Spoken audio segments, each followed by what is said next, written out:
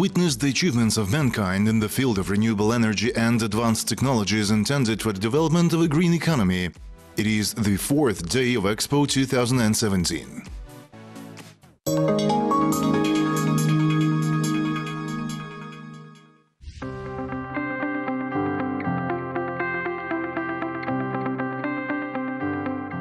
Something between the car and the bike is bike-car. A new means of transportation was invented by young scientists at the University of Zurich. This new model of transport, which will not stand in traffic jams and does not take much space on the parking lot. A compact machine can accelerate to 35 km per hour. It drives using electricity. When the battery is fully charged, it can travel more than 30 kilometers. But borders of realities are wider. Here are the videos taken before the car was sent to Astana.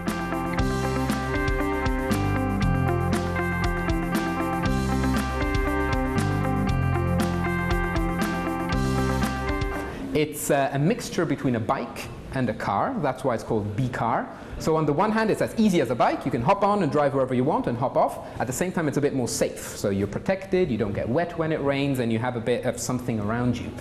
The idea is not that you buy one of these cars, but that you have a smartphone and an app. And they're parked maybe at the train station. Then you go to the train station, see the car, sit inside the car, put the phone in this little dashboard in front of you, drive wherever you want to go, park, take the phone out, and a bit like Uber, it knows where you went, how long you've driven, and it charges you accordingly.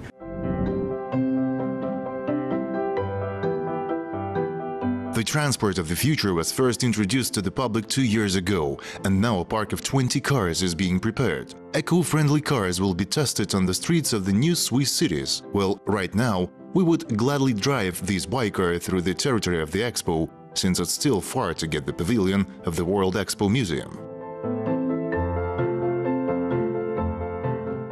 If you want to learn about the history of other world exhibitions, you need to come here first. This is a museum of the history of Expo. There are exhibits that were demonstrated at previous exhibitions and gave start to the development of new technologies. The museum even has models of buildings that were built for the exhibition in other countries. Perhaps in the next exhibition here will be our sphere, Nuralem.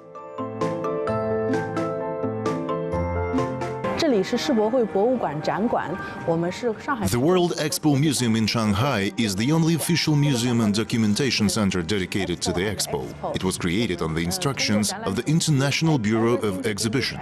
It is interesting that the museum itself is now in Shanghai, in a building where the World Expo was also held 7 years ago. Astana became the second place where it became possible to show expositions from our museum. On the territory of Expo alone, 115 countries of the world can be visited, and visitors can plunge into the streams of the natural energy. For example, in the pavilion of Poland, guests enter the fairy forest. The tree of life embodies the home of all animals and plants and fills them with vital energy. Undoubtedly, forests are an important energy resource for people's life. In order to save nature, Poland brought with it know-how in the field of extraction of blue coal. Combustion of coal using the silo method reduces the release of harmful substances into the atmosphere, such as mercury, nitrogen oxides, and carbon dioxide.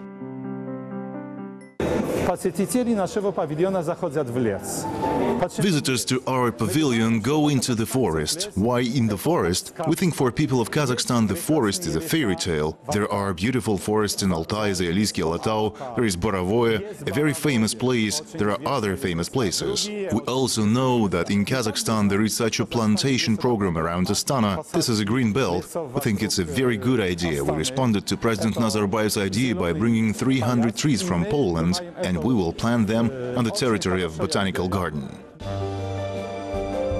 On June 15th, choreographers of the United States, Russia and Ukraine will show the production of the Ballet of the Great Gatsby. It will be an incredible ballet performance with elements of modern choreography and cinematography. From June 18th to 21st, the guests of Expo can hear a synthesis of classics and rock. State Ensemble of Classical Music Camerata of Kazakhstan will present a unique program, The Beatles Go Baroque.